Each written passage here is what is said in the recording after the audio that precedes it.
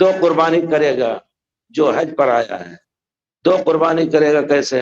ٹھیک ہے، بھائی کہہ رہے ہیں کہ ایک تو حج کا تمتع ہے، قران ہے، اس کی قربانی، دوسری قربانی جو گھر پر کرتا تھا، اگر آپ کرنا چاہیں تو دو نہیں، دو دنا 4 کریں اور 20 کریں، لیکن جو آپ نے یہاں قربانی حج کی وہ گھر کی قربانی کی طرح ہے، انشاءاللہ واجب ادا ہو گیا۔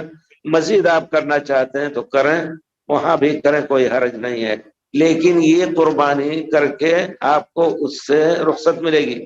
کیوں؟ آپ کہیں گے کیوں؟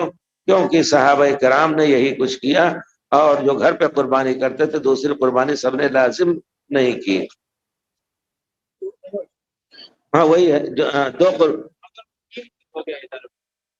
مقیم مقیم مقیم ہو گیا تو اس نے کون سا حج کیا ہے؟ مقیم کا معنی آپ باہر سے آ کر کے 4 دن 10 دن میں مقیم نہیں ہوئے، آپ باہر ہی کے سمجھے جائیں گے۔ مقیم جس نے یہاں پلان ڈال دیا کہ ہم زندگی یہیں گزاریں گے، اگر بھگائیں گے تبھی جائیں گے، تو اس کا کچھ حکم دوسرا ہے۔